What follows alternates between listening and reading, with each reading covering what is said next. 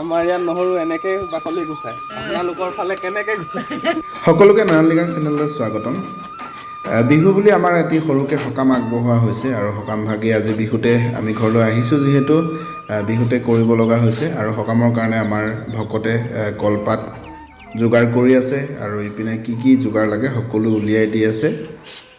সকলোখিনি যোগাৰ উলিয়াই দিয়াৰ পাছত আমাৰ ৰান্ধনি আৰু চাকনিসকলে আশীৰ্বাদ লৈ লৈছে প্ৰথমে ভকতৰ পৰা, যিহেতু তেওঁলোকে ৰান্ধিব লাগিব, বাঢ়িব লাগিব, সকলোখিনি কৰিব লাগিব, সেইকাৰণে প্ৰথমে তেওঁলোকে আশীৰ্বাদ লৈছে। ৰান্ধনিয়ে আশীৰ্বাদ লোৱাৰ পাছতে আমিও আশীৰ্বাদ ল'লোঁ। এয়া আমাৰ প্ৰথম আশীৰ্বাদ আৰু ইয়াৰ পাছতো আমাৰ বহুকেইটা আশীৰ্বাদ বা সেৱা ধৰিব লগা আছে। প্ৰথমতে আমি এই সেৱাভাগ ধৰি লৈছোঁ যাতে আজিৰ দিনটোৰ আজিৰ সকামটো খুব ধুনীয়াকৈ পাৰ হয়। যিহেতু আজিৰ সকাম ভাগি কুকুৰাৰে কৰিব আৰু কুকুৰাবিলাক ধৰি আছে আমাৰ ভকতৰ পাৰিষদবিলাকে হাতে হাতে ধৰি আছে আৰু আমাৰ সেৱা ভাগ আশীৰ্বাদ শেষ হোৱাৰ লগে লগে কুকুৰাখিনিও মাৰি পেলাব হাতে হাত ধৰিয়ে আৰু কুকুৰাৰ ডিঙি চেপি।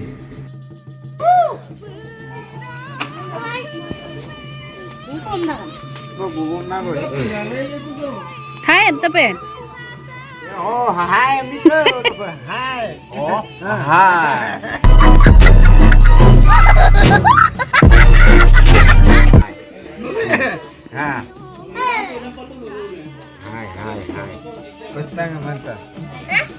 বহুত দিন ধৰি পচলা খোৱা নাই আৰু এইকাৰণে আজি সকামতে এটা পচলা লগাবৰ কাৰণে মই ক'লোঁ, পচলা কাটি আছে। Bata. Yur top em.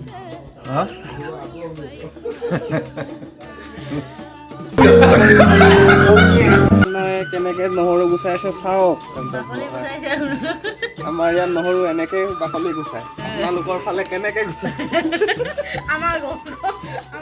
Local strawberry, গৰু খিচ পাৰে।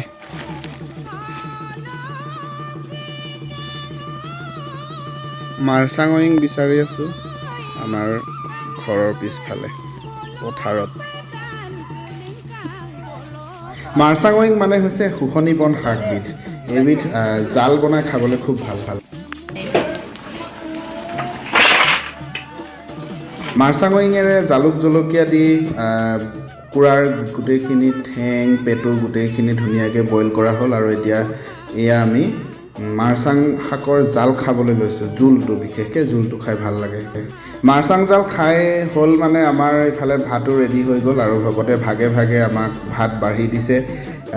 যিসকলৰ কাৰণে সকাম ভাগ কৰিছে সেইসকলকো বেলেগে এনেকৈ গোটেইকেইটা কুকুৰাৰ লেগ পিচ আৰু চীনা গোটেইখিনি মাংস এনেকৈ ধুনীয়াকৈ লগাই দিয়ে আৰু সেইখিনি ভাত বহাৰ পাছত আমাক আমাৰ দগ্নে পিন্ধাই দিয়ে।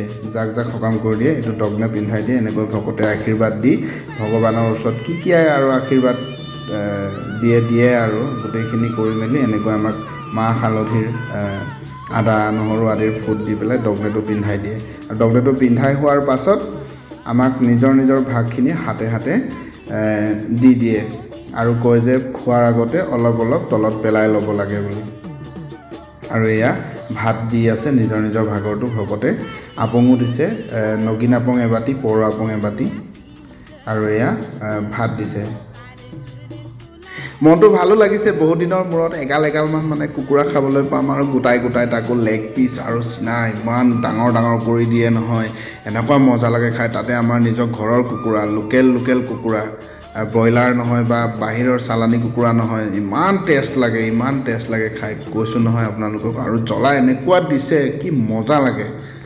সকলোকে ভাগে ভাগে দিয়াৰ পাছত এয়া আহিলে মোৰ ভাগৰটো আৰু মোৰ ভাগৰটো দিলে। মোৰ ভাগৰটো মই কলপাতখন আঁতৰাই পেলাই চাইছোঁ কিমান ভাগত পৰিছে, তাকে চাইছোঁ আৰু মজা লাগিব খাই ন। বহুত দিনৰ মূৰত এনেকৈ খাবলৈ পাম।